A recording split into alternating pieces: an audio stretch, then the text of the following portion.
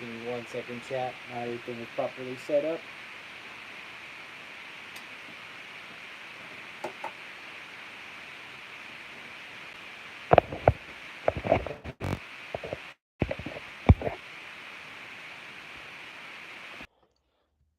Hello. Okay. We are live.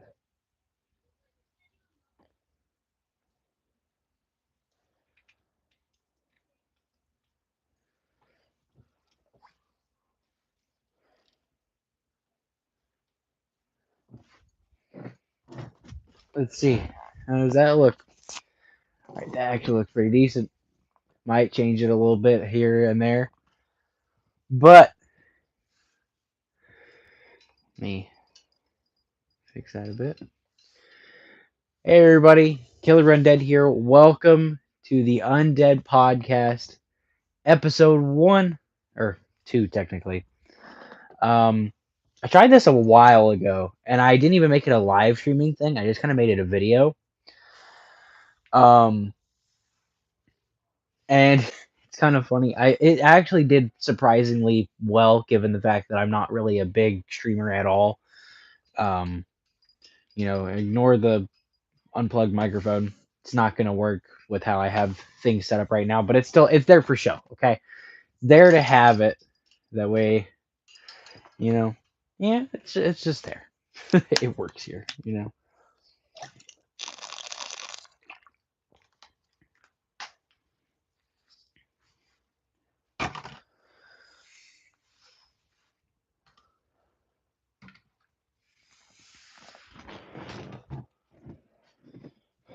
Okay.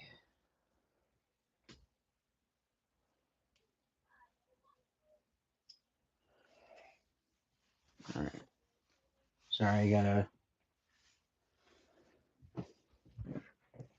turn on the fan. That way it doesn't get too hot in here.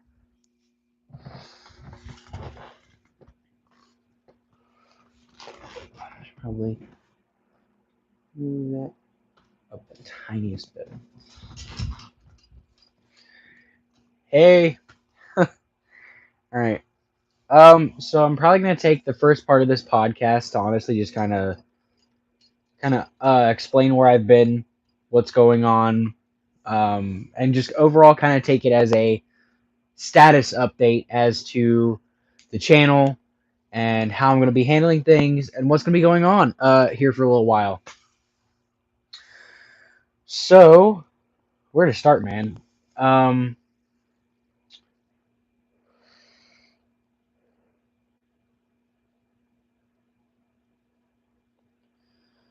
Where to start? It's actually a really good question, to be honest with you. Is there a way I can check out?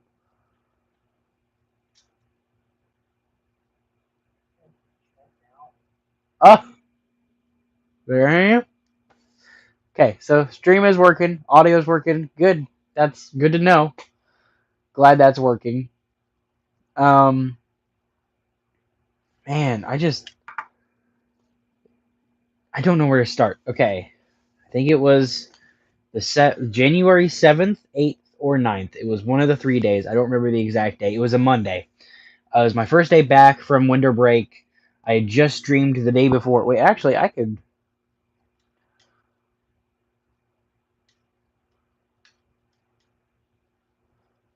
January 7th was a Sunday. So it was January 8th. Okay. January 8th, which was a little while ago now. It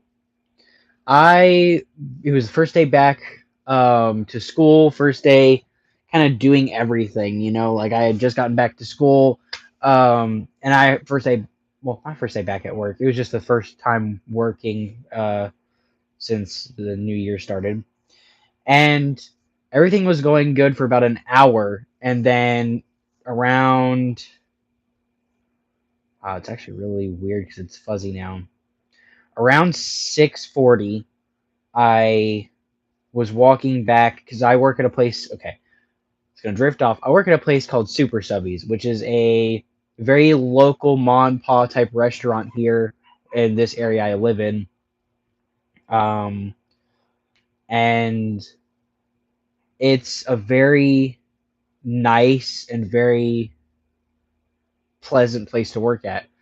And it's not something you really see often. It's you got to see it to believe it. It's a really nice restaurant. It's such a very family friendly restaurant, and I love working there. I truly love working there as a job.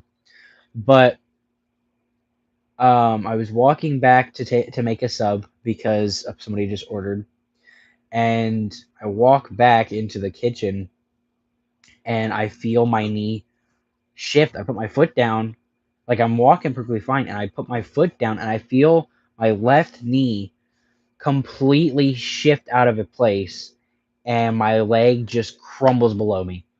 Like I literally felt like my entire body was a domino. It's just my knee gave out and I fell.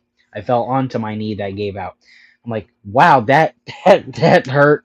Um, such enthusiasm. I don't know how to explain this. Okay, I didn't have a script planned for this podcast. It was just gonna be a fun idea, you know. Um, but no, genuinely, I dislocated my knee. I dislocated the patella. The patella is the name of your kneecap. If you didn't know, now you do. Um, so I didn't realize it at first. I was so filled with adrenaline. Um, so my first, this is genuinely how I remember this. It could be a bit different, but this is how I remember this. Mind you, I was under stress, adrenaline, a heavy dosage of pain. But I remember falling because of my knee dislocating, and my two coworkers, which I will not be saying their names because I don't, it's, I'm just not going to. Um, they instantly were like, "Are you okay?" Thinking I just probably fell, and I was like, "No, something's wrong with my knee. I think I might have just broken or sprained or dislocated my knee. Something feels off about it." And at this point, I had fallen on the ground face first, pretty much. But I tucked in my shoulder that way I didn't hurt myself too bad. Um, and so I turn my body around and I get my legs back to where they should be, and I noticed that my pants feel really really tight over my kneecap, and those pants, they were a bit on the tighter side, but they weren't too tight around the kneecap. Nothing was wrong with that. So I was really kind of confused. In all honesty, I was like, something's wrong with my knee, and I can't, because of how I was laying, I couldn't really see my knee, and for some reason I couldn't move my leg enough to see it. Um, So I just start feeling, and I start, like sporadically feeling my legs. I'm like, my right one's fine, that feels normal. And then I get to my left one, and I feel my kneecap completely shifted over to the left. And I'm like, wow, that's great. That's lovely. Wow, that's round of applause. Somehow I managed to put myself in this situation.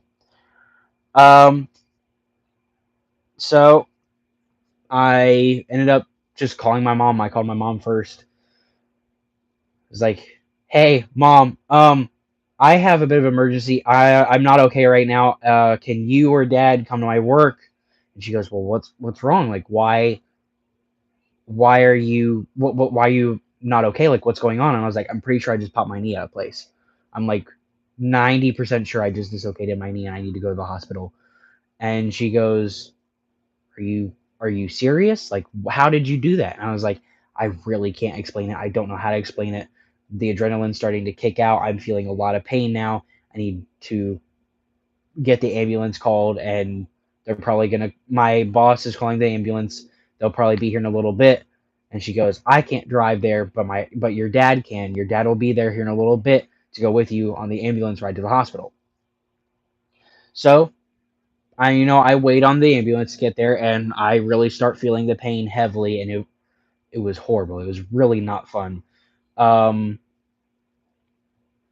and my dad gets here not even a minute before the ambulance gets here, so he gets here right on time.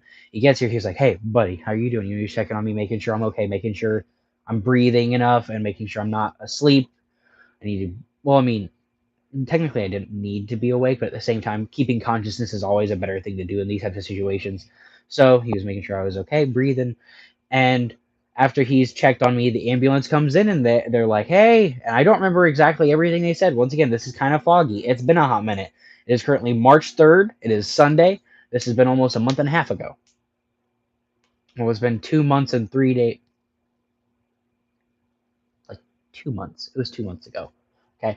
Um, so what I remember next is they took one look at my knee and went, oh, yep, that's dislocated. And from what they said, it was a very clean out. Like the bone just kind of popped out. It didn't do anything on its way out. It just literally the bone just decided to shift, which is good for me, but also bad because that means they really needed to get it back in, or else my muscles are going to start to be like, what the fuck is going on? Where is it going?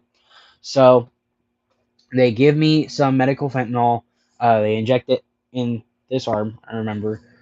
To try and relieve the pain. It didn't really relieve the pain at all. To be honest with you, from what I remember, I still felt it heavily. I'm pretty sure it's because this overall situation, dislocating your knee, is so uncomfortable and it is so painful.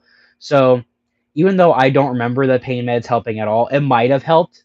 But at the same time, I know it definitely was working because after probably about a minute of waiting for it to kick in, I started feeling very lightheaded. Um, they ended up having to give me like 2 shots there at my work because it wasn't helping at all. And they couldn't pump it back in place. The pain meds weren't really working, and they didn't want to just risk making things worse.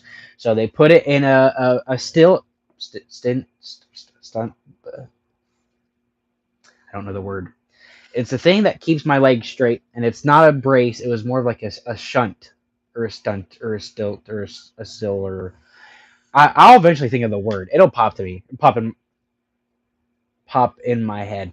Um, but they do that, and they're like, "All right, let's get you on the stretcher," which that fucking sucked. Okay, I'll tell you right now, it sucked because not only did I feel humiliated at the fact that I was getting picked up by several people because I couldn't move, but also something about getting taken out of my work on a stretcher made me feel really embarrassed, and I felt really really bad because I knew that I was going to be out of work for a couple weeks, which I was out for 2 weeks, but I knew that this was going to mess up the schedule. Not only was I missing out on a pay, because I get paid bi-weekly. That is the one flaw about my job.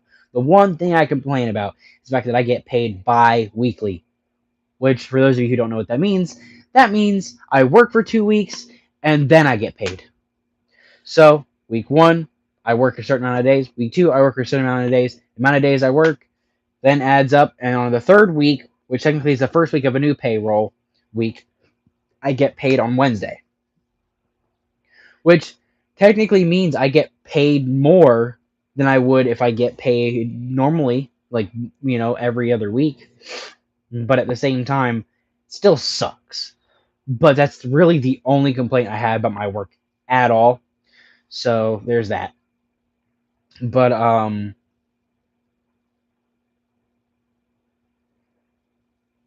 lost train of thought. Oh, I gotta check something. I just realized. Wait, is this? Can people see this live, or is it set as unlisted?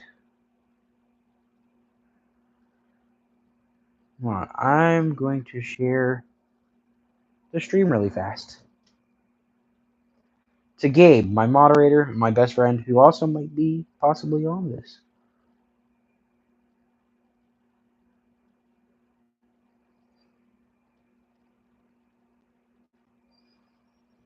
All right, back to what I was saying. Got my train of thought again. I just felt really, really bad because I felt like this just caused a whole lot of problems that didn't need to happen, and I was really worried about my job. Really worried about the possible problems this could cause, and I felt like shit. I felt really bad. I could not stop apologizing. So much so that my mom kept on getting mad at me because of how much I was apologizing to people. I was apologizing to my boss, to my coworker who had to see it, and to all of this. Even the official owner of my job calls me up and is like checking in on me to make sure I'm okay, to make sure me as a person that I'm okay. Not even caring about the fact that there's going to be some money issues and stuff. I'm going to have to get workers' compensation. No, she wanted to make sure that I was okay. And the first thing I said is, I'm sorry. Like, my mom was pissed. She wanted me to stop apologizing. I didn't need to apologize. I was in pain. I didn't know that. I felt like really, really bad, you know? Um, After an ambulance ride filled with just tears because I was really upset about this whole situation, plus the pain was really, really getting to me.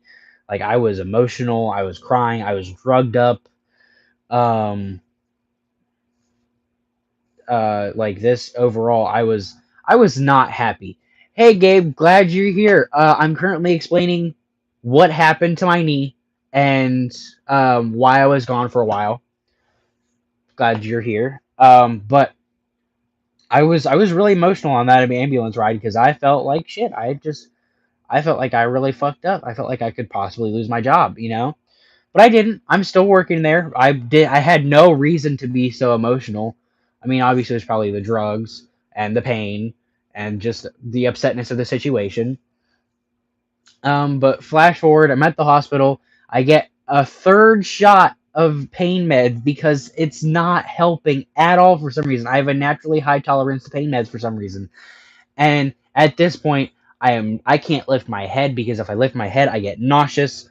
Um, I'm so lightheaded that the room is spinning. And like, but every time if I'm just laying there still, I was perfectly fine. I was chilling in pain, in very much pain. I still felt everything, but finally they were like, okay, so we're not gonna pop it in yet. We want to make sure nothing's broken, and so we're gonna go get an X-ray machine. They get an X-ray machine, and because I'm bedridden, I can't move. They had to lift my leg up and put a pad under it, and then get the X-ray machine. So I was told that that was what's gonna happen. I was like, oh, that's not gonna be fun. And boy, was it not fun! Because guess what happened when they lifted my leg up to get the X-ray pad under it? My knee popped back into place. I look back at it now, and it's really, really funny and ironic that that happened by accident. It was purely by accident. They lifted my leg up thinking that nothing would happen and that they could get the X-ray and see what's going on. Nope, my knee had other plans. It was like, all right, when do you go back in? Put me in, coach. And it just shifted. And they're like, oh, well, there's that. While they're saying, oh, well, it popped back in place, I'm fucking screaming, yelling. Not screaming like a little girl. I'm like screaming to where my voice is cracking because it hurt that bad. Because once again, the pain meds really didn't want to work with me that night. So that really did not feel the best. But that then put me out of work for 2 weeks, and I was out of school for a week and a half, pretty much. And the recovery process was pretty shitty. I was bedridden for 5 to 6 days, and I could barely like it. It was bad. I'm probably gonna edit this podcast into a real video. So with that being said, I'm probably gonna have pictures of what the pictures and videos I've taken of this experience will probably be on there. Viewer discretion is advised. It's not necessarily graphic, but it does show a very, very, very, very swollen knee to the point where my knee looked like it was a mountain of fluid, but it was really just swollen. So it's not really it doesn't show my knee out of place. It doesn't show anything like that. The only pictures I had were really just because I plan on making a video explaining what happened to me back in January, back when it first happened. Like I had this planned, and I decided by the time I finally started to go editing it, it had been a month, and I was like, makes no sense to do that. I'm just gonna, eventually I'll tell them. So I'll probably have the pictures and videos I took on the uploaded video version of this. But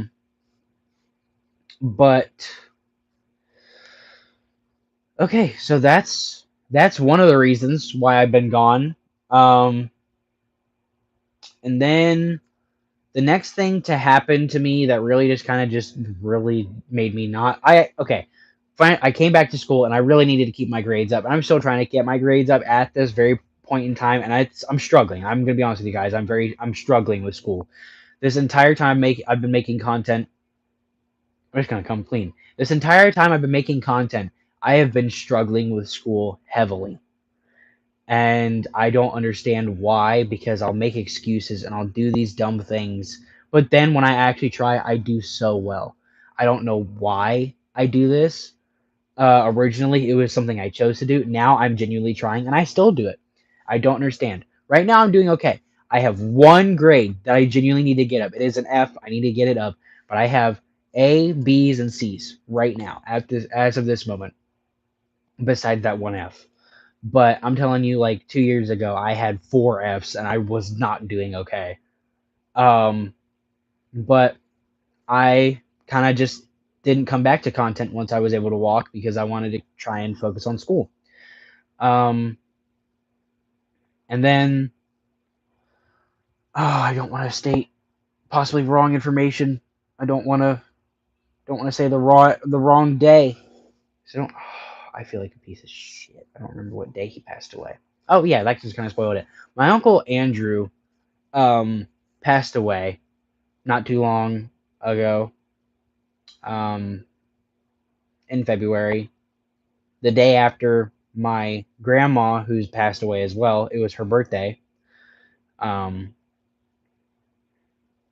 so that was really painful, and it still is. This whole thing, the reason why I've been gone from content creation has just been a really wild ride. I will be honest with you. My uncle Andy was really really close to me. I was really really close to him because my mom had me at a very young age, and even though he wasn't technically blood, um, he was still there. He was still that uncle I needed because my dad wasn't there for me, and my mom was a single mom at the age of 16, raising a 1 year old, and she had nobody. I mean, she had to do so much, and so my uncle Andrew was there. He was always there for me, and he was always there for my mom, and I can never I can never thank him enough for what he did for me because he was such an important part of my life. To be honest with you, without him, I probably wouldn't have survived, past infancy because of him helping my mom. Like I wouldn't have survived in general without my mom, but my mom truly, truly got a lot of help from Andy, and Andy loved me a lot. He loved my sister, and when he finally met Max, he loved all of us. He really did, and he loved my mom a lot, and he was such a good person. He would, if you needed anything to talk about anything, it could be talking about how you just died in this game and you're pissed. He would find some way to console you. He was just that type of a person, and he was such a good person. He really was, and it was a really unexpected death. Um, my mom still isn't okay, and I understand why. He was a lifelong friend of hers, and to lose someone like that is not really fun. And he was young too. He was very young. But that happening was just like, all right, yeah, I'm not coming back to content creating right now. I'm still mentally not the best because of that, but I'm pushing forward and I'm trying my best. I have my girlfriend with me. I have Abby, and then I have my best friend Gabe. He's with me. Um, I have the support. I'm not depressed necessarily. I mean, I have sadness and grief, but I'm not like anything like that. I'm gonna be okay. I'm definitely. I mean, losing somebody is never fun. Losing somebody is never a fun time, especially somebody you're close with. But if you feel you can't talk to people, just reach out. Okay, that's to all you watching. Um, and then here's where I'm gonna ramble on about a passion of mine because that's another reason why I'm not gonna be returning to content creating right now. I'm a musical actor. I'm an actor, I'm an aspiring actor slash musical theater actor slash musician. I have been in two Broadway musical productions in high school. One of them when I was in middle school, actually. Okay, so back in middle school is when I discovered musicals, and I had always loved music prior, and I was like, well, I want to be an actor. And then my mom was like, well, there's a thing called musicals, and it is acting while having music. And I was like, Cha-ching, that's mine. So I when musical season came around for the high school, they were doing a show called Seussical, where they took all of the Dr. Seuss stories and put them into one and made it a huge correlating story. And they were asking if middle schoolers could audition for Who roles. And I was like, sure, why not? And there was only one role that really called out to me, and that was the role of Jojo, the mayor's son. And I thought, oh, that's a little role. It won't be too much. The entire show was based around Jojo and the boy, who is the secondary part of Jojo's role. I had no idea. I just thought I was going to get an ensemble, like one or two lines. The entire show was based around my character and his imagination. And from that moment on, I realized my true passion with musicals. I mean, I really truly love the acting and the amazing time it takes to make a production, and then finally seeing that production come to life and seeing it go so well. I was like, wow, this is really really cool.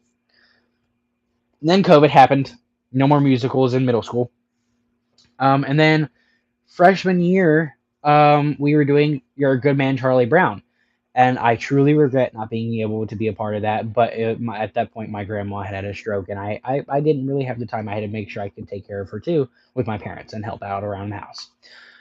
But then my sophomore year, last year, we it was announced that we were doing Adam's Family, and I have been wanting to play Gomez for so long. And so I took my shot. I auditioned for Gomez, and sure enough, I got Gomez Adams, and he was such a fun role to play. He was such a fun role. Um, he was a dream role of mine, and I'm so lucky to have gotten him, and I'm so appreciative that I got him. But now let's get to the main point. What's going on this year? We're going into the woods this year with the musical Into the Woods.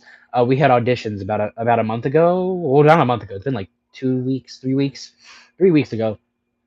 And the only character I really wanted was the baker, the narrator, or Rapunzel's prince. I auditioned for all three, and I got callbacks for all three, which is really, really, really scary because that means this audition process was up in the air. Nobody was a guaranteed role. Everybody had to really try, and so I tried my best. And in the end, I got the baker, and I'm so ecstatic to be able to play this character. Um, I'm in a majority of the musical, and that means I have to be at pretty much every single musical rehearsal, which is Monday through Friday, practically every week. So that is why I will not be returning to um, content creation in terms of streaming for a little bit. But I will try my best to at least make a video here and there. Um, but podcasting is something I think I could genuinely do. And so that's why I'm taking the leap and making this podcast. Jesus, that was a lot of explaining where I've been. I'm so sorry, you guys. I've been gone for a while. I'm aware of that, and I am sorry I've been taking my merry old time, honestly.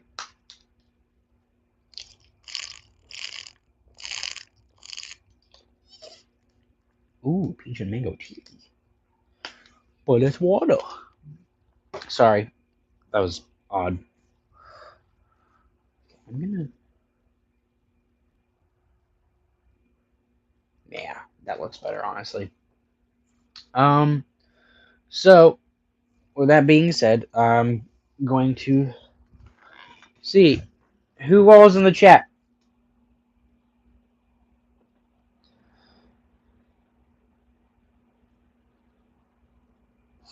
Oh, I can have chat stay up. Okay.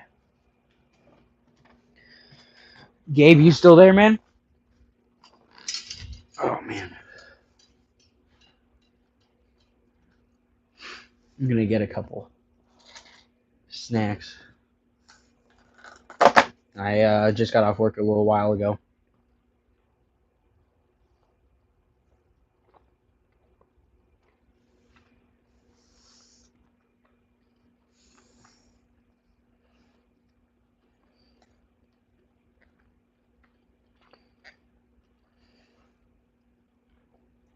Good gummy shit.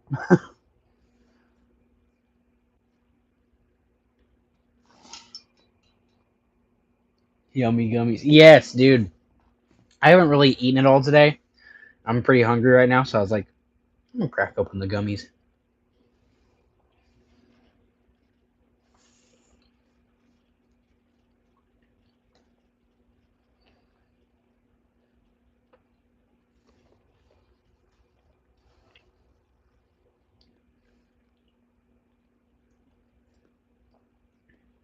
Pretty quiet podcast, man. Are you busy or are you ready to hop on here with me, man? You're ready to hop on here with me. I can send you a party invite.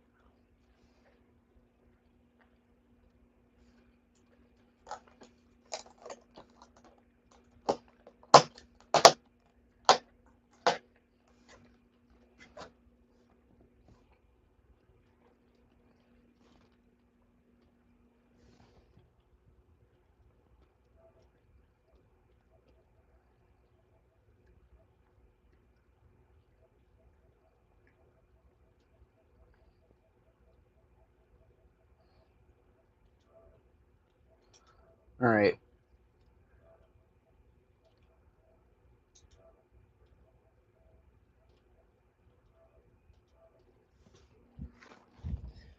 I have all my microphones muted, but I will try and see. As I say, obviously, just have your headphones in. That way you can hear me on the stream. But we'll be able to hear you through the TV most likely.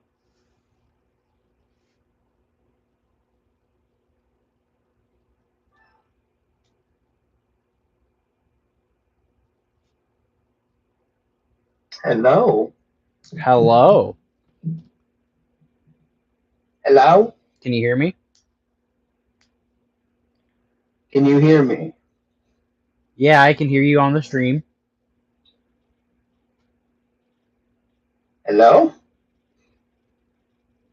There we go. Let's Yep. see. Can you hear me on the stream? Okay, there's a little bit of stream delay, but that's fine. Okay. Is it bad or is it just like by like 1 second?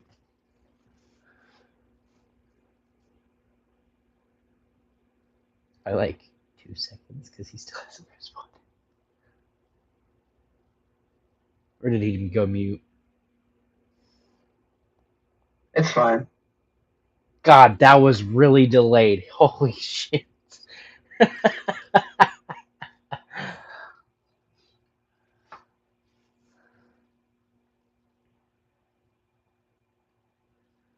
Can you hear yourself on the stream pretty well?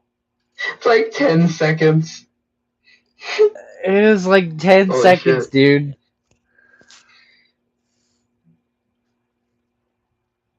Like, can you hear yourself from the stream well, or do I need to turn up the TV? That way the podcast can I hear can hear better. myself. God, it's so fucking delayed. Oh my lord.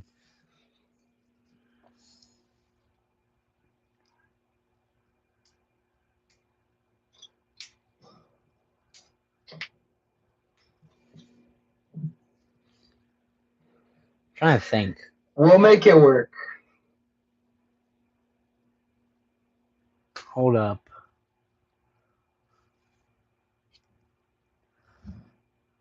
Or hear me out. The PlayStation camera has a microphone. You can mute my podcast. That way you don't hear the podcast, or just have it headphones in, and I can unmute this PlayStation camera. That way you hear me actual time for the most part, and they still hear you and they still hear me. There shouldn't be any like double shit. That could work. That's what I'm thinking of. All right.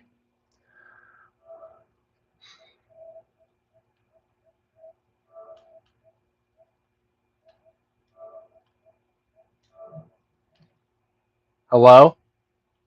I can hear you. Can you hear me on the PlayStation now? Yes. Is it too loud? Maybe turn it down a little bit. I can turn it down a little bit. All right. How about now? How does that sound? That's fine. All right. We work around things. We figure shit out. That's a good little funny thing for the video, I guess. Yeah, We live, we laugh, we love. Okay. Okay. exactly. Now, what's the topic of discussion? Oh, well, that's something we should find out, shouldn't it? Well, first off, podcast people watching podcasts. This is Gabe. He has been a really, really good friend of mine for years now. Hello. For years now, and he's been a really big, important part of my channel. He's one of my moderators. He also helps the idea board flow on games to play or challenges to do or just things in general to do. Um, and he was also the first person to ever be in a podcast with me, which was my very first podcast about probably about what 2 to 3 years ago now. And Yeah. he's pretty much just the co-host, honestly. He's the co-star, co-host, whatever you want to call it, because I really don't see me ever having somebody else join the podcast unless they're here at my house, and that might not happen instantly. So for now, it is just me, like seeing my body, and then And me. yeah, yeah, it's great. I fucking love that. I can't wait to edit that and just make it and me, Yep. Okay. dude.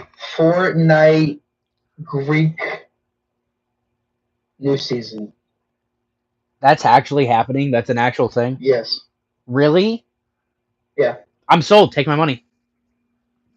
They had an event this morning. It They was very did. minor. It was very Yeah. minor. A hand came out of the ground and it held Pandora's box. Are you talking about the little butthole thingy next to ruined reels? Yep. It made a hand. Yeah, a giant hand. So we're Chronos, probably. so we're anal fisting. Okay. All right. There's got to be like something I can put on the screen that represents you. That way, it's like I'm talking to you in a sense. You know what I mean? Yeah. There's got to be like a picture of Mimir on here or Just something. tape a picture. Tape a pic. Well, you haven't done a face reel yet, so how would I do that? Fuck. The Undead Podcast. That's the first episode. You can't really fucking say it, man. True. Dude, God, man. Okay. There's got to be something, right? There's gotta Yeah, be. so it's holding Pandora's box, and then a bunch of people started shooting it, and then eventually it fell down, and it opened up. There's a big like tornado of like souls and hands and shit.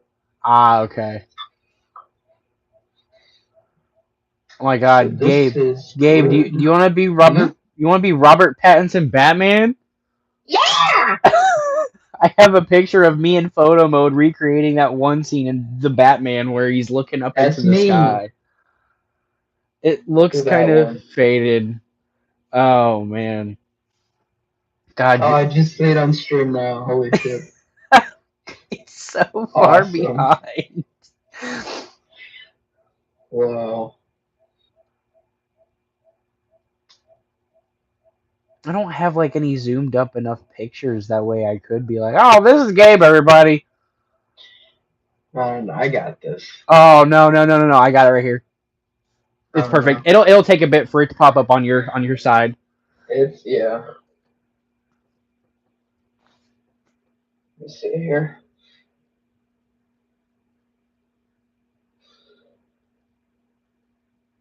Oh. Okay.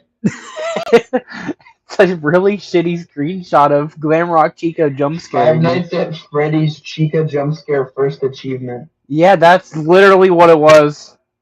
Mm-hmm. You know what? This actually isn't. Awesome. This isn't actually a bad backdrop. It's the Last of Us loading in thing. It's got Joel and Ellie. Huh. That's actually not bad. I might actually use that.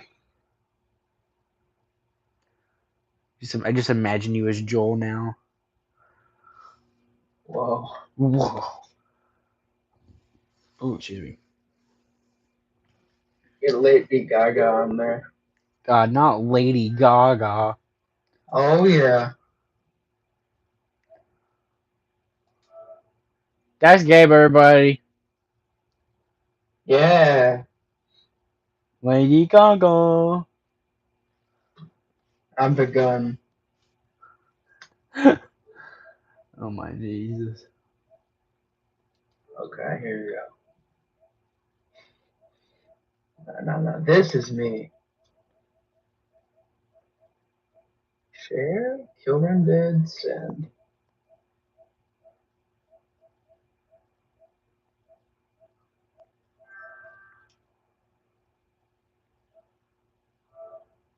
It's Spider-Man! It's Spider-Man! Yeah. No. If you want to represent me, put that one up. Oh God, I'm scared. Don't be scared. What the fuck? Is that a watermelon? Yeah. The chat can like barely see it. That's the funny part. That's all we need. Okay.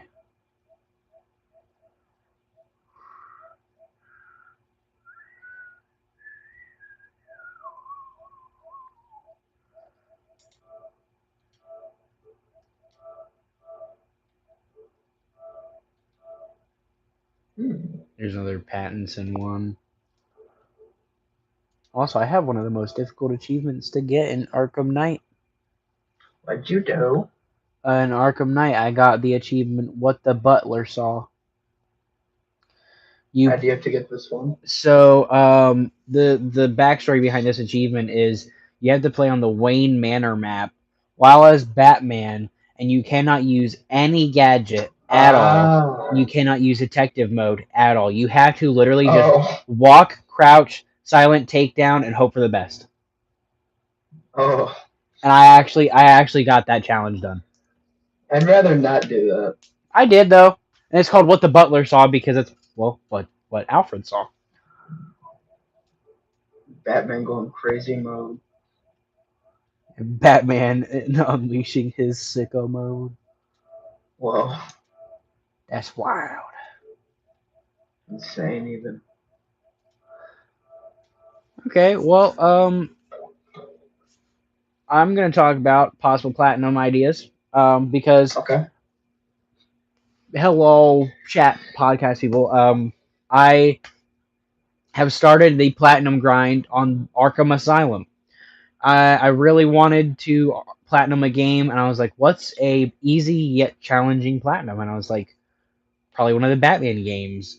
And I looked at my Batman games, and the game I have the most progress on already is Arkham Asylum, which is kind of cheating, kind of not, because the amount of achievements I've gotten is from my playthrough that I have on the channel. So technically, it's not cheating because it's the same save file. But the only problem is I have a different PlayStation than I did at that point. So I have to, in order to like beat the game on hard mode, I have to do a completely new save file. I have to find all the Riddler trophies, and I made a whole list. I went down the entire trophy menu to see how many trophies I need left, and I have a total of 19 that I need left. And then 20 is Perfect Night, complete the whole game, and then 21 is the platinum. And I finally started that. So I'm excited to do that. I'm excited to get a platinum on a Batman Arkham game. But I also have started. I bought PS Plus Premium that way I could stream older games. And one of the games that they have available to stream is Arkham Origins. And I have never, fun fact, I have never beaten that game. So Gabe knows the story behind this, but I own Arkham Origins on the PS3 and my old Xbox 360, but I've never beaten it because I got stuck at the Deathstroke boss battle. And before you people in the comments are like, that's not that hard. Me being 7 trying to fight Deathstroke on hard mode was the most horrible thing ever. So I went to easy mode. It didn't get much easier. I barely beat him at 15. Yeah, like he's he's actually, and B, after going back and now I'm playing the game now, I've gotten way past that. I've moved on to Firefly. I just beat him 2 nights ago. Like, I've made progress now. I'm actually progressing into the story. But Deathstroke still showed to be a challenge. Even now that I'm 16, dude, like it's still such a challenge because the way he is as a character really was like, oh well, we have to get this boss battle down perfect, and they did. That boss fight was so good. We don't talk about Arkham Knight. We don't talk about that. No, we don't talk about that because that I don't even call that a boss fight. I call that an average Tuesday. You know, but um, Arkham Origins is really really good. I think it is criminally underrated. It is not better than Asylum. My mind you, my favorite Arkham game is Arkham City. Oh God, should I trigger some people right now, Gabe?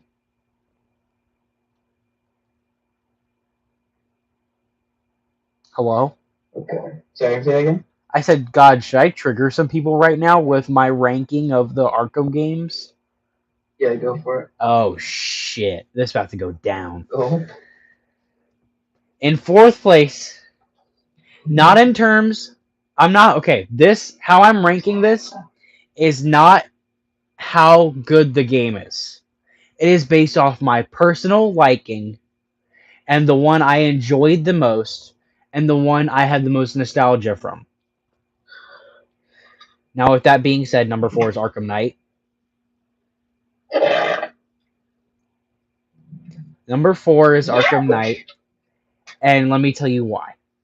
I personally love the game. It's amazing. It looks phenomenal. The story was phenomenal. The gameplay was phenomenal. Buggy, but phenomenal.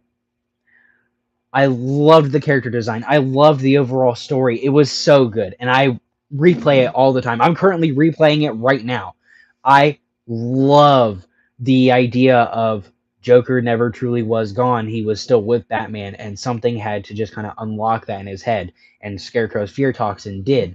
And the whole hallucinogen or hallucinations of Joker, that was like it was peak. It was so good. But here's where I Agreed. explain why I thought it was bad. There was, well, let's get the obvious out of the way. Way too much damn Batmobile. There was not, Okay. no, there was no need for that much Batmobile stuff. After beating some of the Riddler things, I appreciate the Riddler challenges with the Batmobile because those were actually fun. But like in general, there was way too much Batmobile, and it felt like the game heavily relied on the Batmobile. Whereas in Arkham Asylum, Arkham Origins, and Arkham City, it was Batman. It was one man against this entire city, you know? And I understand they definitely needed the Batmobile because the movement was really needed, but there was just too much of it. And then here's where it kind of starts to make sense why I rank this so low. It's not nostalgic Okay. for me at all. Maybe it's because I'm still currently playing it. Maybe it's because I never truly get the nostalgia feeling from it. But playing it, I feel like it's still a current ongoing game that's getting updates. But it's not. It hasn't been updated since the Pattinson update. And even then it hadn't been updated in almost, what, 4 years? Like, it'd been a hot minute. Um, but the gameplay towards like, okay, this is kind of partially my fault. It'll make sense once I explain. But I felt the gameplay was really, really boring at times and repetitive. Now here's where it makes sense because instead of doing side quests, I just instantly go for the campaign first. I instantly go to try and beat the campaign first. I don't enjoy the things you can see doing side quests while you're doing the main campaign. I didn't. I just main campaign done. I'm done. I beat the game. No, I've never just started the campaign, then went to do some side missions, then did another campaign thing, then do some more side missions. I'm doing that now in this current playthrough. So this list could possibly really, really change. Okay. But I really kind of ruined it for myself Whoa. with the fact that I did that. And with that being said, after beating the game, it felt pointless to even do the side missions. It felt like a hassle because, especially given like the militia ones and the Riddler ones, it's like there's nothing giving me the fuel to keep going there, man. Like at that point, I'm just gonna do like Penguin, Two Face, Deacon Blackfire. And once it says I can activate Nightfall, I'm Okay. activating Nightfall. Like that's how I feel with that. But now that I'm playing this new game plus, I'm actually doing the side quests first and then going back to campaign. I'm having a blast. So knowing me, this list will change. But in the number 4 spot is Arkham Knight. I'm sorry. Okay, I'm sorry. This also, I completely forgot. The suit customization was also really, really good. Loved most of the suits. Some of them can go die in a fire, but we don't talk about that. And my number 3 spot is Arkham Origins. I feel the game is really, really underrated. There's definitely a lot of bugs with the game, and at times it really does feel repetitive.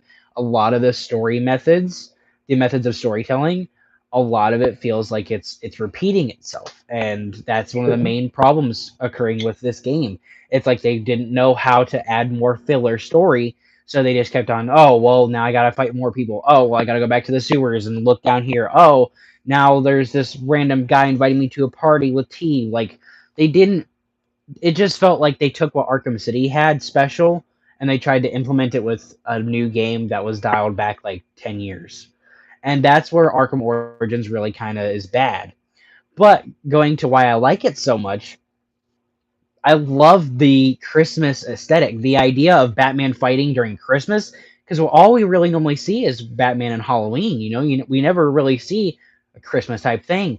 But there's so much good about the Christmas theme and Batman combining. I mean, like Joker being festive. If you die in a Joker like owned area, and Joker's gonna be the one who's like sitting there, oh, the Bat's dead. You will literally sing, "Ding dong, the Bat is dead. The Bat is dead. The Bat is dead." Like he sings Christmas related songs of your body, which in theory sounds really, really horrible, but knowing that it's the Joker, it's awesome and it's so funny. And like all of the thugs, there's like hours and hours of like really, really funny thug dialogue that makes it even more funny if you interrupt it.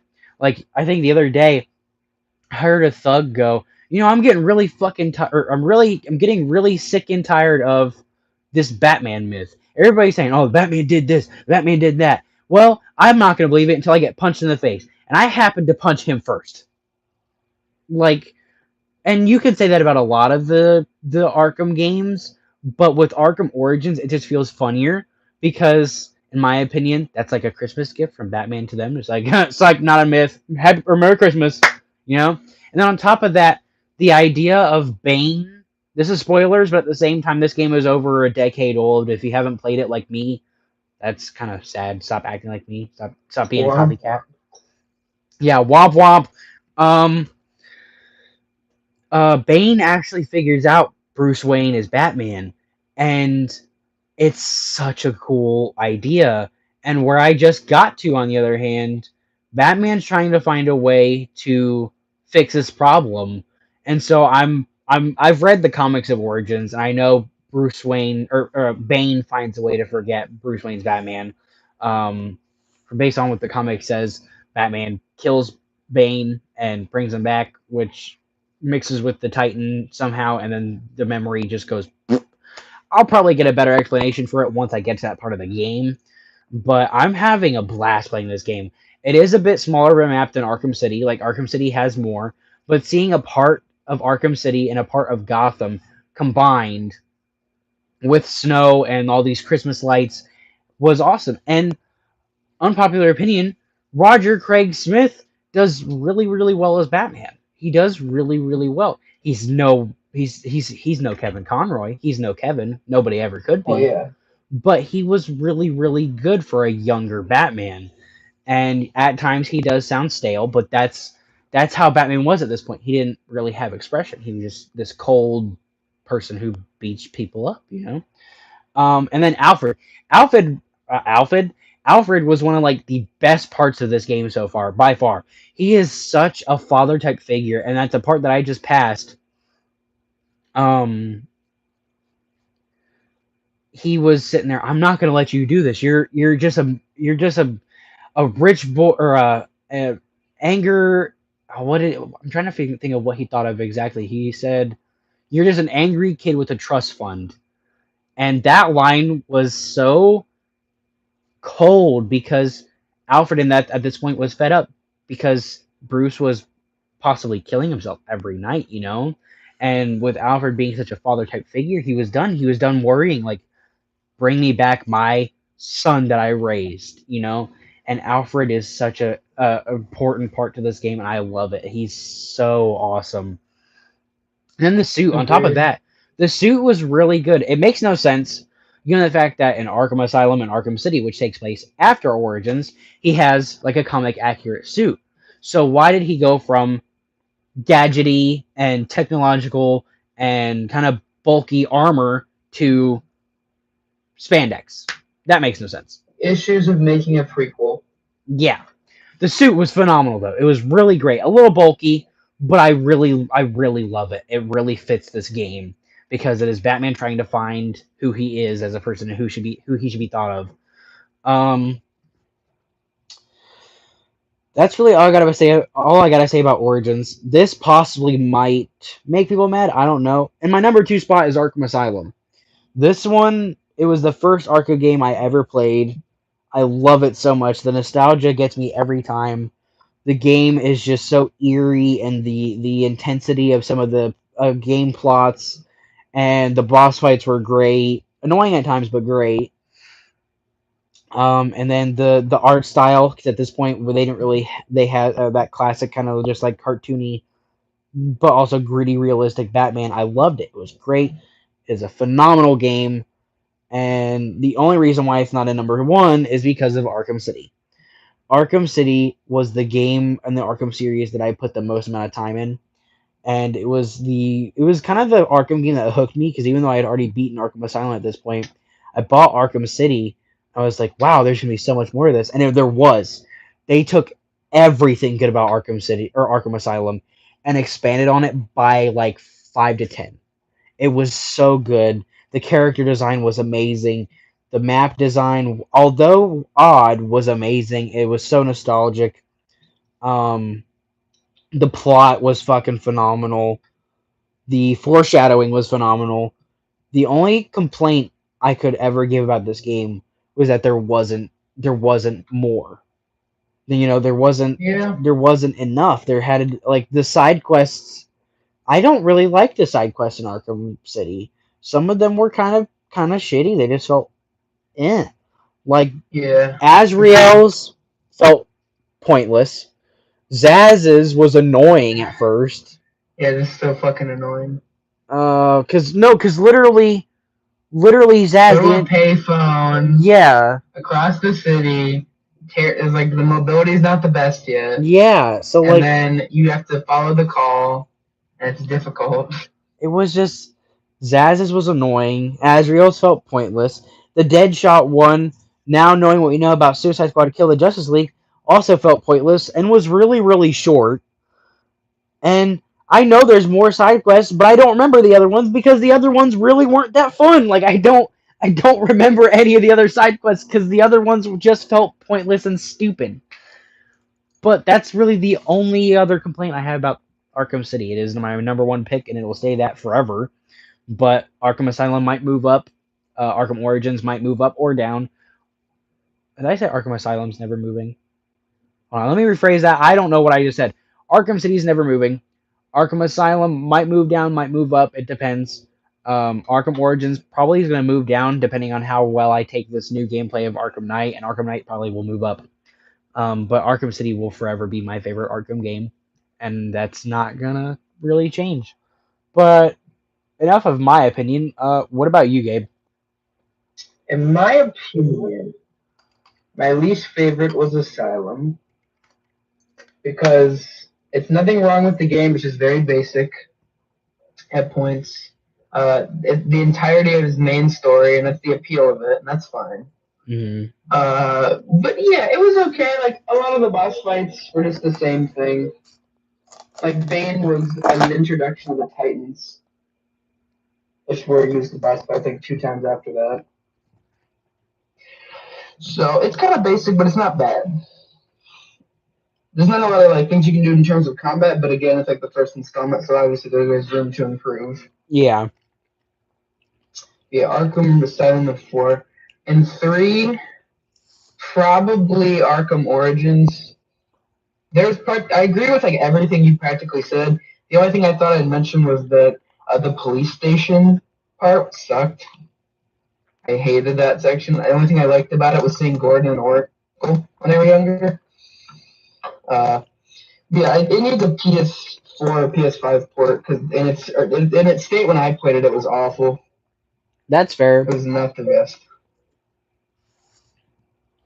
Okay. Number two, Arkham City. Now, Arkham City, one of the best games, the best Batman games of all time. There's so much good about it. I never liked Hugo Strange. I never did. I never fully got the concept of a prison being made around a city. That wasn't Hugo Strange. Is that? That was Yeah. That was Quincy Sharp. Yeah, that's fine. I thought that was kind of stupid for Quincy Sharp to think that was gonna work. I digress. I never liked Hugo Strange very much. League of Assassins for me was just okay. I didn't enjoy everything apart about it. I did like the Ra's al Ghul fight though. Yeah, the main appeal of that game for me was Joker and Mr. Freeze. Like the entire Iceberg Lounge section is incredible. I Mr. love it. Freeze's boss fight is my favorite boss fight of any Arkham game, and It is the best Arkham boss fight. that is final. Yep, there's nothing better than that. Arkham Knight can never top that. There's not a single boss fight in any of those games that can top the Mr. Freeze boss fight. Because every time you take him down, his AI understands that and will never let you do that again. So you have to do it a different time every time. And when you first do it, you are terrified. Yeah, because you're like, I don't know what the fuck's happening. Like, how do I take this guy out? He knows where I'm gonna be. But yeah, Arkham City, amazing game, love it. But Arkham Knight, that is my perfect game. I agree. Too much Batmobile. I feel like they should have leaned more into Batman. But besides that, besides the Deathstroke boss fight, I loved every single other aspect of that game. I like the militia hideouts because then you could like think of a different way of approaching them because they're always it's just like jump in and punch them. Some of them are, not all of them. I liked the what are they called? Okay, I like the tanks to a degree. It can get boring after a while, but it's not awful. The worst side quests in that game is probably the militia hideouts because there's too many of them, and probably Two-Face. I think my least favorite side quest was Deacon Blackfire's, and then the APCs. The APCs. I hated those. Yeah, those were okay. There's too many of them. I think the bombs are my favorites. I like the bombs. The bombs, at first I thought the bombs were horrible and I hated doing them, but after finally completing that entirely, I actually in the end started to enjoy them because my Batmobile at that point was like completely juiced up on everything. And I was like, y'all gonna die, and it was so fun. Yeah. But yeah, everything else about that game, Man Bat is my favorite side quest in any Arkham game ever. It's simplistic, but it's interesting, and it's something they never do again or after or before that. It's just so cool. And I like to see Batman in that type of like situation where it's almost like a horror movie. Yeah. Like that's really interesting to me. And also just I love Scarecrow as a villain. He's a great villain. Like he went from this like little weird Gollum guy being like, I made you see your parents die in Arkham Asylum to this like deformed monster who's like all philosophical. What? I'm just imagining. I'm imagining the real character model of Arkham Asylum Scarecrow going, I made you see your dead parents. He's like jumping up and down. A little jester hat on. I personally really liked where they went with Arkham Knight. The fact that we see in Arkham City, like Arkham Asylum, we see Scarecrow quote unquote die. Arkham City, we see his mask. He's like, all right, I'm fucking fed up. Like I'm dying. I'm gonna get my revenge. And then we the with through the boat next to the steel mill with all the plans and the already horrified patient that was one of Joker's goons. Also, that was I didn't put this together until like a couple months ago. That patient in that boat Mhm. was suffering from Crane's new fucking gas. Yeah. I didn't know that until like a month ago. Yeah, the one that they use in the diner. Yeah, and He was testing it out. yeah, so we see the fact that this could possibly be a threat. And at this point, before Arkham Knight was released, people were like, "Oh, Scarecrow could be like the secondary villain of Arkham Knight because Arkham Knight's probably going to be, really really based on this Arkham Knight character." Wrong. Wrong. And Scarecrow being the real villain of the game was such a good idea in my opinion. I think it was really really good. Once again, me putting Arkham Knight in fourth place isn't because I hate the game at all. I could go on for hours talking about how good the game is. In terms of how I've thought about this for hours, I hope you realize, but I've just kind of that's where I've decided to put everything. But Scarecrow coming from this kind of gremlin doctor who likes to scare and spook people to this genuine force of fear that is not to be reckoned with by any means. And his Well, the way you design defeat is him in Arkham so Asylum, it's just yeah, shining with a light, and he's like, "My eyes!" literally. And then he goes from that to being like, I will burn this planet down. Omni Scarecrow. But that's how he was. Like he went from Yeah. this really, really, I can laugh this character off to, oh my god, this character's fucking This terrifying. guy's kind of scary. Yeah, like he lives up to his name. Yeah. But that's kind of our Arkham Batman topic of the day. Woo! That's like the first thing in the podcast done. Now what to talk about? Ooh, should we talk about the story of teaching you how to play Siege? Yeah. That'd be a good one. I think that's a good one. Let's do that one. Okay, so flashback, probably what 4 months ago now? Probably, yeah, maybe 5. 4 to 5 months ago, I mentioned because me and Gabe. I hope you guys realize me and Gabe didn't play games together. It was always he watched my streams and we talked on the phone. I didn't put two and two together and realize he had a PlayStation at this point. And so, oh no, oh my god, dude, it was back in August going on to September. Oh, wow.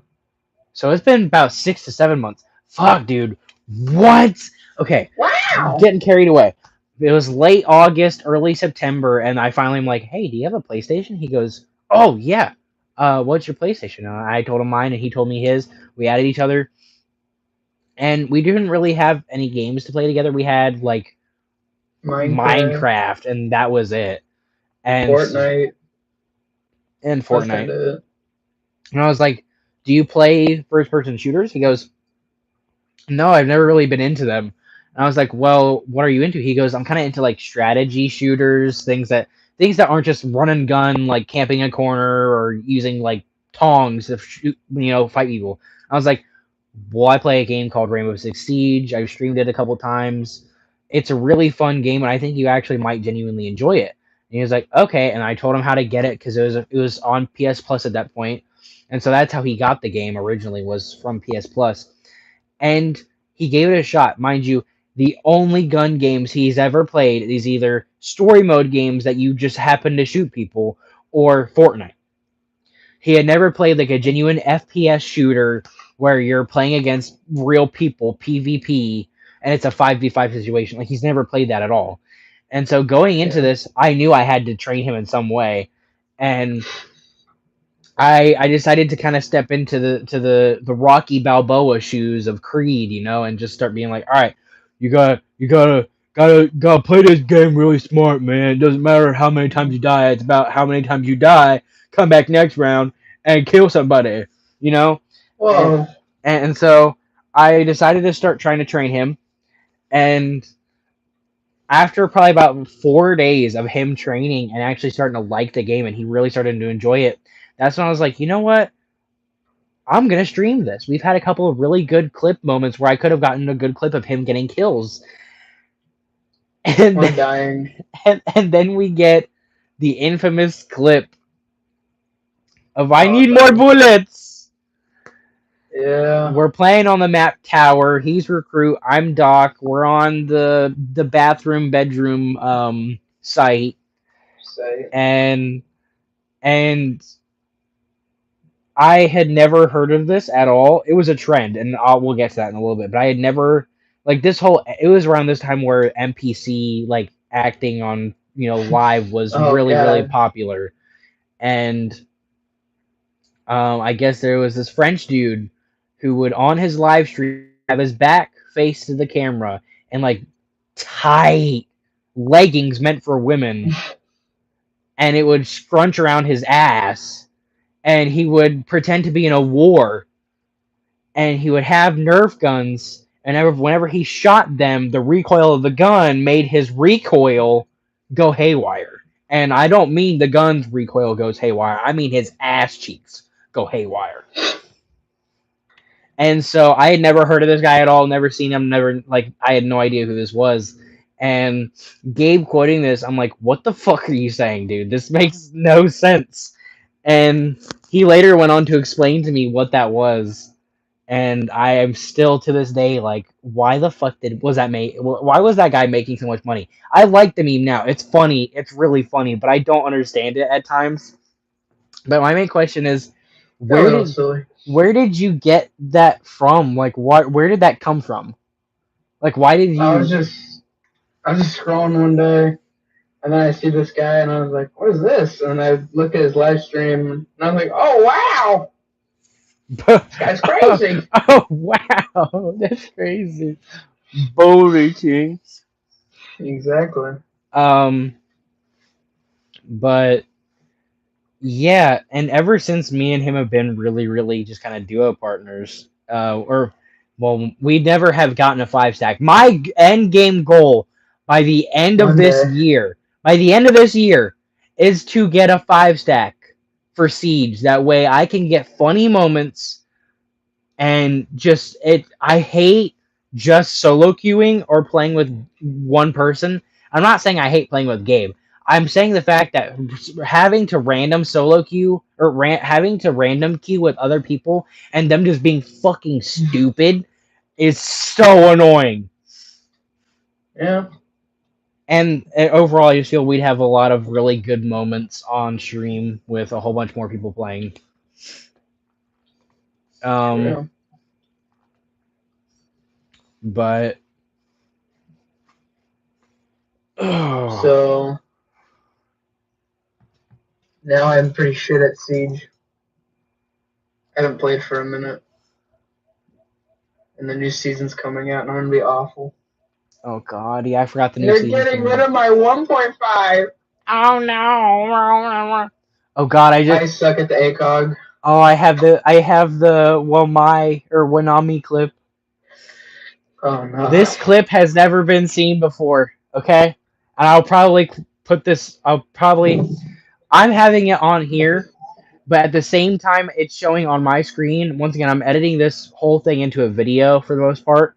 I can put the actual clip on instead, but Gabe didn't know that Wamai was named Wamai. He kept on saying Wanami, Wanami, Wanami, Wamami. Like he didn't know how to say it. Stupid And ass name. I'm gonna just play the clip. Roll the clip. On a clip. I just gotta get in decent position so we team kill it. So we team killing. What the fuck? You're good. Just running. And so I run in. I'm playing Montaigne. Gabe's playing Fuse, and I see Doc. I'm like, oh shit, I gotta kill this Doc. And then I lose him, and he runs into the room, and I get cornered by Warden and Doc, and I'm in the corner. And then I get Wami, kicked into Wami, Wami, Wami!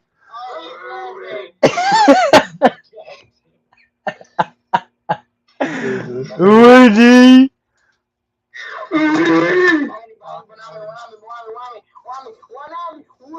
Awesome. He literally goes behind you, behind you, behind you. Wami, Wami, Wami, Wami, Wanami, Wanami, Woody! Like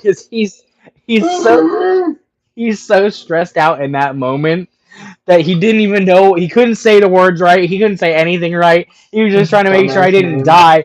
And in the end, I get fucking wall banged by Doc. Mind you, this is 3 o'clock in the morning. Like we're up really late, can't sleep, playing Siege. Yup. That's all we do. That's how we roll. I honestly really just want this new season to be out because I do One not day. I don't want to play this Tuber Owl season anymore. I'm pretty over it, to be honest. We want Deimos. We want Bane. I mean Demos. Whoa. Sorry, he's a little Bane like. A little bit. All right, I'm going to go use the restroom. I will be right back. All I'll right. be back podcast, be back chat, I should say, and then be back Gabe. Cool. Oh shit. Okay. All right. Let's get random. Rainbow Six Siege. More like game that makes you rage. How about that? Okay. I'm really missing right now. Okay, let me think here. Nomad. Nah. Fenrir. Nah. Capcan. Yeah! Yeah, yeah, yeah! You like Capcan here? The best operator. Osa and Capcan. The greatest. Everybody knows. Never expected.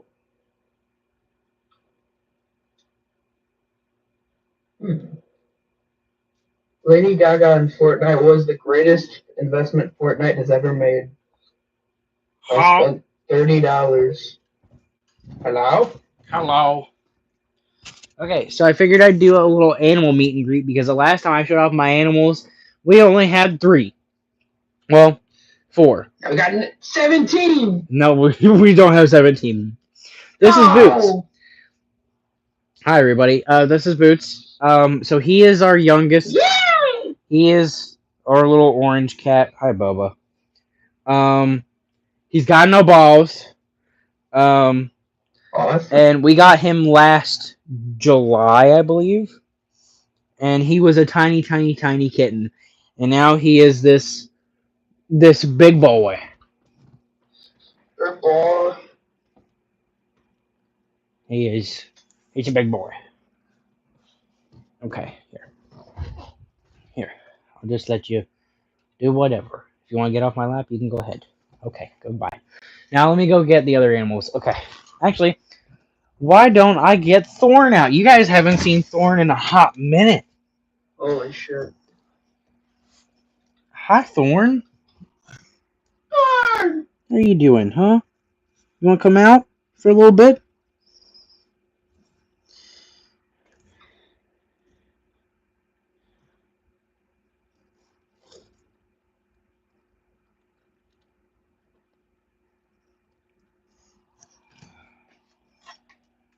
Come on, she doesn't. She was in a spot in her tank where I couldn't pick her up. This is Thorn. She's a little aggravated because I'm moving too fast. You guys know her. She's okay. She is now really old, actually. She's 15. Lord. I've had her for 2 years. We got her when she was... Actually, no, we got her when she was 14. She's 16 now. But I've had her for 2 years. She is doing fine and dandy. Say hello. Sorry, I know you don't like it when I move fast. I know. Hello. Okay, Thorn's got to go back in her tank because it's cold over here. There you go. Good girl, Thorn. I know you don't like being moved too fast. Go ahead and get in your little net thingy. Go back to sleep if you'd like. She wasn't asleep, but she could go to sleep. Okay. Now let me go Did you get hear the about others. Recruit? Yeah, Recruit's getting a rework, and I'm so stoked. It's gonna be a different skin. Yep. It's Okay. gonna be different now. Let's go get my cat now because Snickers is now my cat. We love Snickers. Snickers. Get out right here.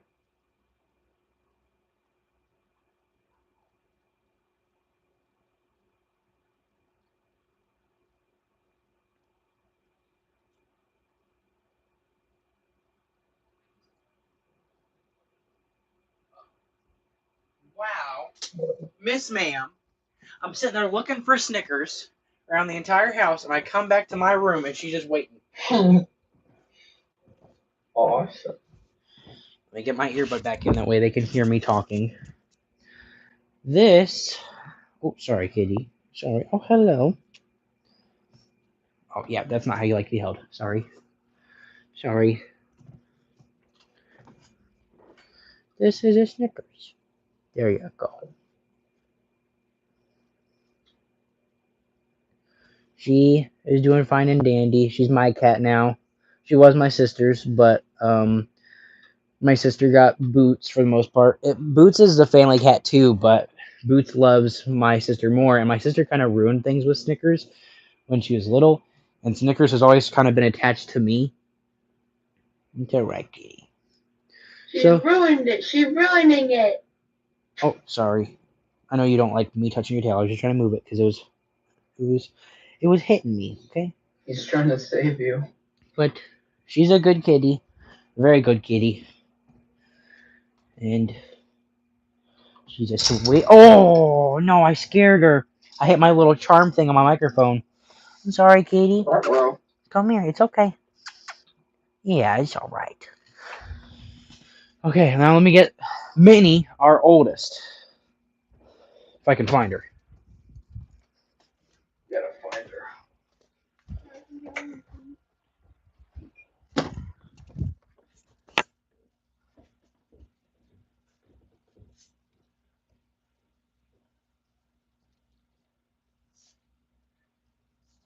Minnie, like Mickey Mouse. Awesome.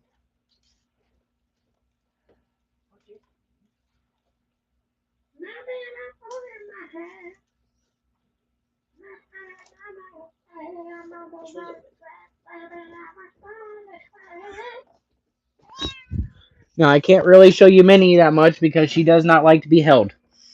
She does not like to be held, hardly at all.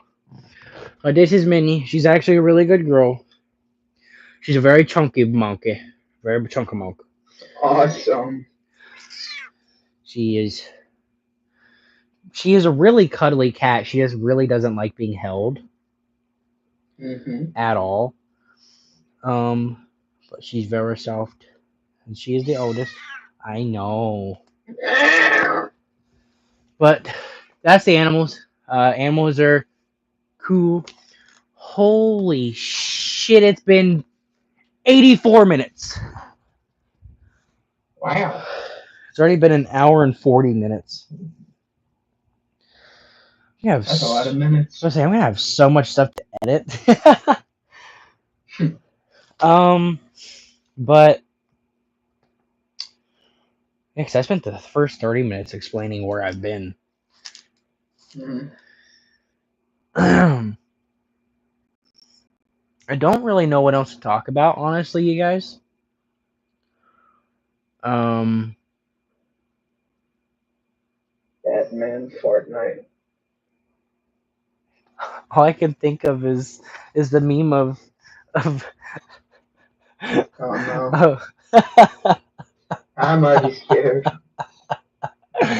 I can only think of the meme of Willem Dafoe going Fortnite.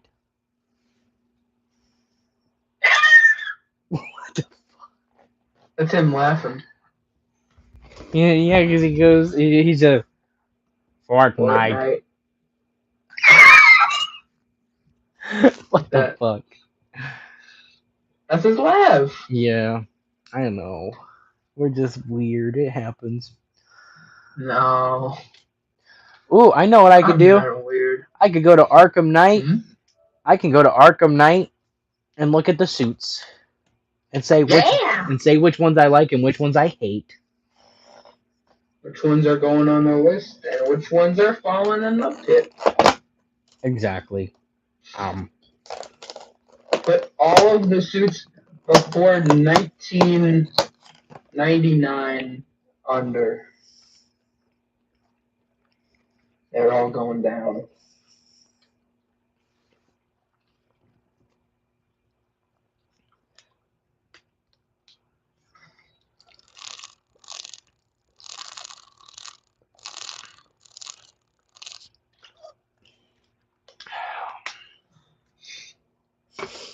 I could share my screen that way you could see which suit I'm looking at and not have to see the streams version. That could work.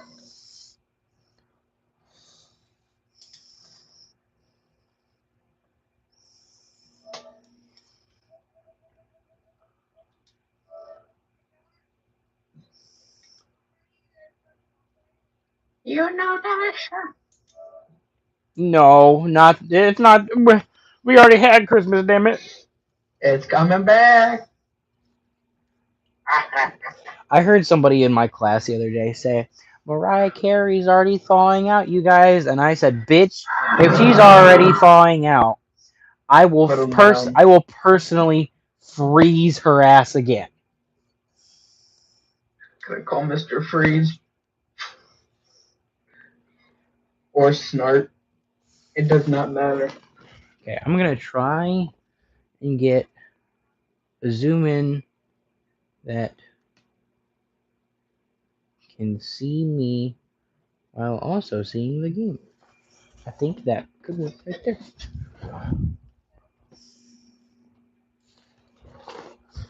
Okay, let's see. Okay, so go to the showcase. Starting off with the Batsuit V or version 7.43. I think it's actually an underrated suit, to be honest. Um, it's not amazing by any means, but it took the Arkham City suit and gave it a bit more metal, like seams, and gave it armor in ways. And it's a little weird. I'll give it that. It is very weird to see the classic spandex suit now armored, but it's also really not as bad as people say it is. Moving on to the damaged bat suit for this new game. I like this bat suit either way, whether it be damaged or perfect. Either way, this suit is phenomenal. In all honesty, I love it. I at first hated it, mainly because I thought his cowl looked weird, but the more I look at it, the more I realize it's a really good cowl. Let alone the suit is really good. Especially like the overall torso area, I think looks awesome. And the armor and the colors look really good. Once again, I feel the exact same way about the pristine, the overall shine, the way the suit looks. It's just perfect for this Very game. good. Moving on to the new 52 Batman skin. Also, we all know what the 2040 suit looks like. It's not worth it in a lot of ways, but I'm still eventually gonna get there. The new 52 Batman skin, criminally underrated.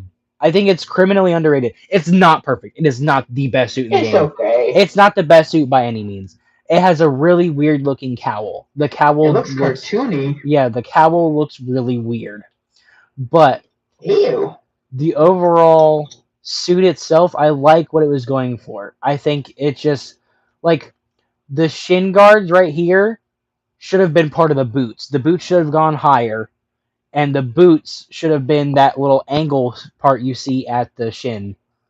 And like There should have been, like the kind of underwear area should have been black, like other things. But like the torso area itself looks good. The bat symbol's a little weird, but the torso itself looks good. The Keaton suit. The Keaton suit, I'm gonna be honest with you guys. I hate the way this suit looks like in this game. I hate it. It sucks. But It could be worse. it could be so much worse. It really could. Like the symbol looks really good. And there's no bat nipples, which is always a plus. Yeah.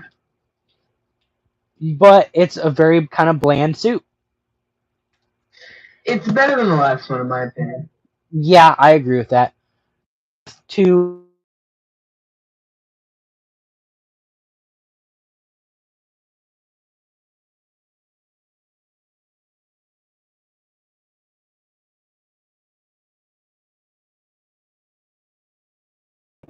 and we're still going, I think. No.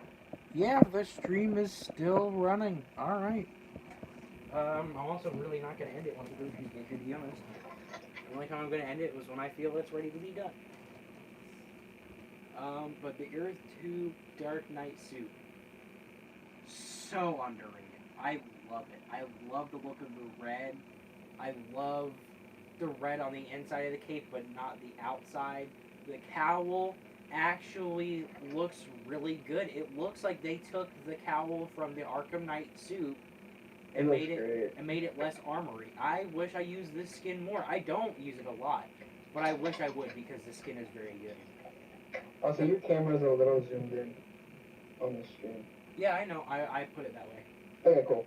The Batman ink skin. It's okay. It's okay. The cowl is pretty bulky. It's really weird, and like look at his cheekbones. Look at that doesn't line up. That doesn't look good. No. The symbol, however, I do like the symbol until I look at how weird the ears look. It's long. Yeah. The texture for the suit looks really good. I like the gradient, but the cup for his penis on the outside, not the vibe, man. It okay. The belt looks awesome. I actually will say I love the look of the belt. The belt looks really good. The gloves are why is the only thing I hate about the belt is it just looks like it only has pockets. That's fair. It doesn't. There's no room for anything. And then those boots look pretty cool. Room. The cape's cool though. I like the cape because it's okay. It's a cape. The Batman Noel skin. I hear so much wrong about this skin. It makes me sad because it's not the worst skin ever. It's not amazing. Yeah. It's not a perfect skin by any means. But it does have its really cool moments. It does. I like the look of the armor. I like the bat symbol being part of the cowl. I like the cowl itself. Although it's weird, it has tiny ears. It's still a cool, menacing looking cowl. The gloves are cool. The gloves are also pretty cool. 1970s Batman skin. I fucking hate this with a passion. I think a big reason why it sucks is because it's on the Arkham Batman model.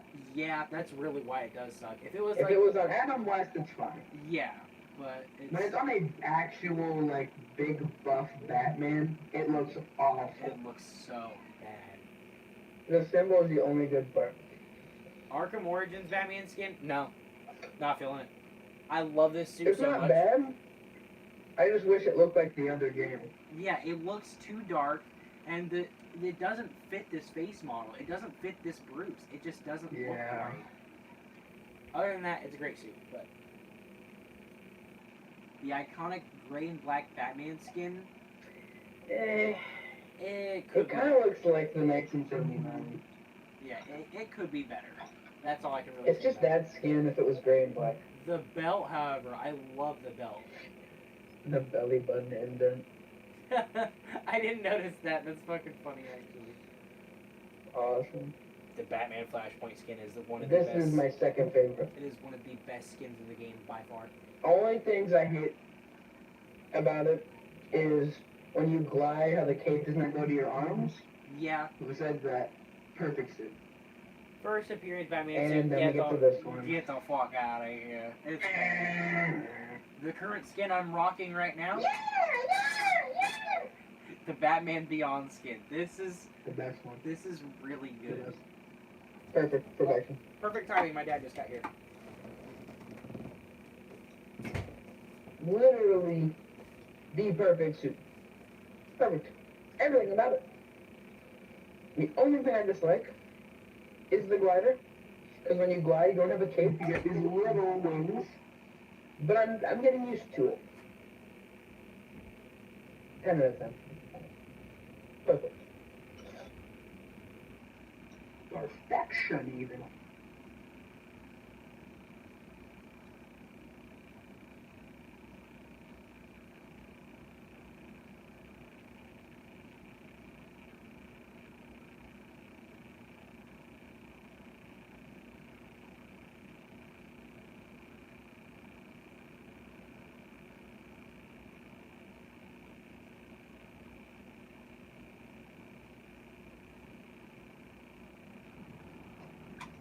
Yes. My dinner is ready. Salt.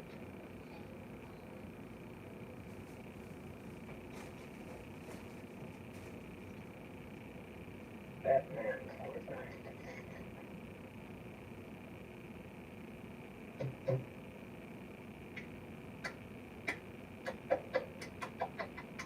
I'm clapping because it's the perfect suit.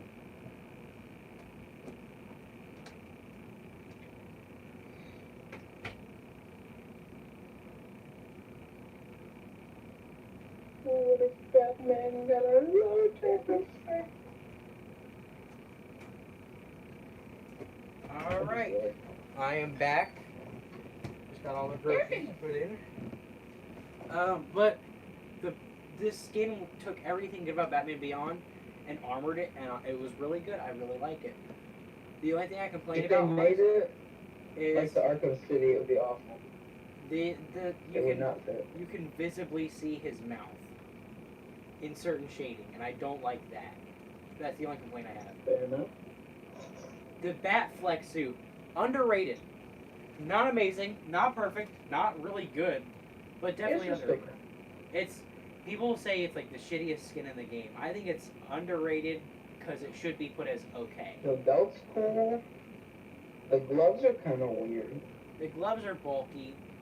The cowl is bulky, but that's how it's meant to be. It could be worse.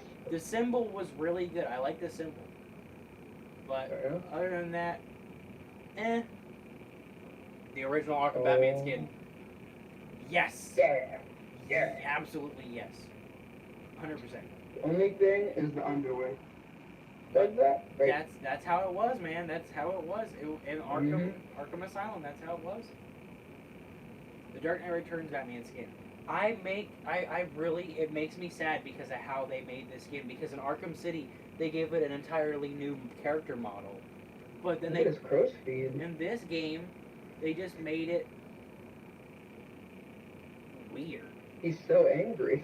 Yeah. And his head is fat. His head is fat and pudgy. His head looks so many wrinkles. It's too big. His head just looks swollen. The Adam West suit. Unpopular opinion, it's one of my favorite suits in the game. Could be worse. And the only reason I like it is because of nostalgia. That's about it. I like the blue. The blue's really nice, and I like how it's like darker depending on where you look at it. The skin itself. Better than 79. This suit is one of the most underrated suits in the entire game. Forgot about that one. This suit is from one of my favorite comic book storylines of Justice League. Justice League 3000. I have this comic up there. You know, I'll grab it honestly. Just because it's here. Justice League 3000. This is volume 1. There's Batman's suit right there. And the fact that they recreated it in the game so well. Like, let me try and flip to a page that shows his suit. Now, the version that they went with for the game is his alternate suit that he gets towards the end of the comic book line. But it is still the same suit in the comic. It's just different shading, pretty much. In the comic that I have, it is that exact suit that we see in the game, but black. Okay, so it's pretty much the exact same suit. Here is at the back of each comic, it has art to show. And this is Batman's suit in the comic. You see, it's got that dark red, and it's got that armor. And there's an outline you can see. That's his exact suit. And then you look at how it is in the game. It is recreated beautifully. It is made so well. And I honestly think this is one of the most underrated suits in the game. My first time playing through this game ever, I used this suit. Like, this was the suit I used the entire story mode. Fair enough. And this is Justice League 3000 is one of my favorite comic book lines. To explain Justice League 3000, it's the year 3000. There is no Justice League. But No. Lex Luthor, if I remember correctly, it's either Lex Luthor. Hold on, let me read the first few pages and I'll actually remember. Just kind of going off of what I do remember. So there is. It's called Yesterday Lives because a older version of Bruce, the main survivor left of the entire old Justice League, made this foundation, which is basically if they took Brother Eye and made Brother Eye a place and not an AI. And Brother Eye follows his instructions, which is in the year 3000 when there is no hope and they are left defenseless. Take these DNA samples and make clones of all of us. That way there could be a Justice League. And he does. Brother Eye then proceeds to make this new Justice League. And that is how Justice League 3000 comes to be. And it's phenomenal. It's a little on the dark side. And it's kind of confusing. But it's a really good comic book line. And if you have the possibility to read it, I highly recommend it. And the fact that they did this suit so well, it makes me happy. Pretty good. The Bale suit. Underrated. A little iffy. It's pretty good. It's yeah, pretty good's all I can really say. It looks like Christian Bale. Yeah, but the neck's not it. Yeah, that's not entirely their fault though. Yeah, no it's not. And then his eyes look a little. He looks like he's. It's because it's like Arkham Batman and Christian Bale Batman. Yeah. It's gonna look a little strange. But the suit overall is really good. But it's not bad. The anime Batman skin. Oh no. I'll go over what I like about it. How? First, before I start absolutely telling you exactly how I feel, I'll go over what I like about it. I actually really, really like the cowl. The cowl, if you look at the dimensions, it's not amazing and it's a little ugly. But if you look at the dimensions of it, I can see where they were going. It was really kind of cool. The ears are actually not that bad, given the fact that it's an anime skin. And then the fact that the cowl is also wrapping around and becoming the cape. I'm a sucker for that type of idea. And with that being said, now we're gonna get into the things that I absolutely hate about the skin. What is that bat symbol? That's not our Arkham symbol. It's different. Don't do that. What is that? What is that? Since when were pecs fucking square? On top of that, why are his gauntlets triangular? Why does he have 3 balls as a belt buckle? Why are his pouches the size of a fucking bomb? His knuckles have claws. His pointer finger looks like that one little thing all the weird anime kids wear to give them like his fingers clipping through his pants. He's literally cutting himself right now. And then the boots. Those are horrendous. They look like platform boots that you see emo girl wearing. The skin's just awful. The Zur-En-Arr Batman, I never really used this skin ever, but it's not bad. They took a really weird skin and made it the Arkham Batman, And it kind of fits given the fact that this game, Batman goes insane because of the Joker in ways. So it makes sense. Does this make this a good skin overall? No. But is it kind of okay? Yeah, it's okay. The symbol's okay. But everything else is pretty shitty. And then the Battinson suit. Great. Wish you had shadows. What can I say about the Battinson suit? I like everything besides the cowl. That is not it. That is horrible. That is absolutely horrible. I like it. And on top of that, in the movie, he has stitches. You can visibly see the stitches from up and down of each part of the cowl, but they're non-existent. That's true.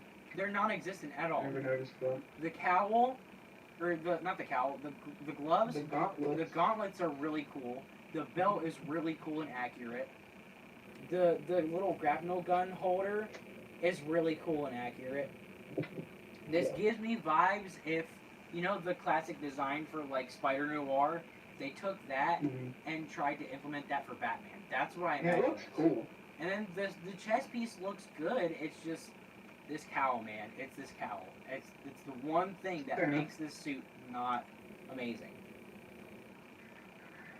But that's all the Batman suits. I mean, Robin, he looks okay normally.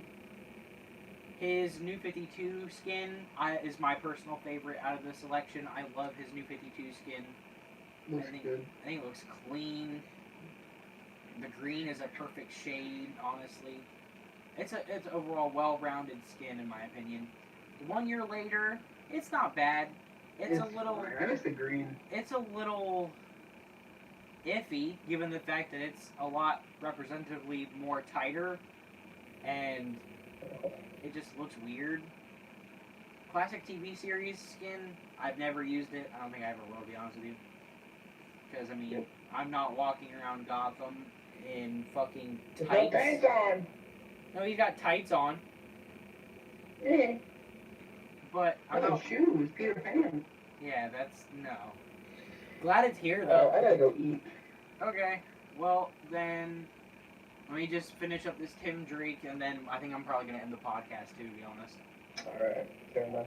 All right. This is the final skin of the podcast, and it's this Tim Drake skin. It's okay. I like the gauntlets and the shoulder pads. Could be worse. Yeah, it could be a lot worse. I bet. But I prefer the first one. yeah, I prefer the original. Alright, everybody. This has been the Undead Podcast, episode 1. If you guys did enjoy, make sure to hit the like button and subscribe for some more. This is definitely going to be a thing that happens a lot more frequently because I had such a blast being here with you guys today. Thank you so much, Gabe, for tuning in again and being on being on the podcast. Thank you guys for taking your time out of your day to watch me, because all I aspire to do is make sure you guys have a great day and whenever I am here doing content. I appreciate the patience you guys have given me. I appreciate everything. Please stay safe, stay happy, stay healthy, and be good people. I will see you guys next time. Stay frosty. Peace. Like the Wendy's ice cream. I hadn't even ended the live yet, so they got to hear the Wendy's ice cream. That was perfect. I'm glad.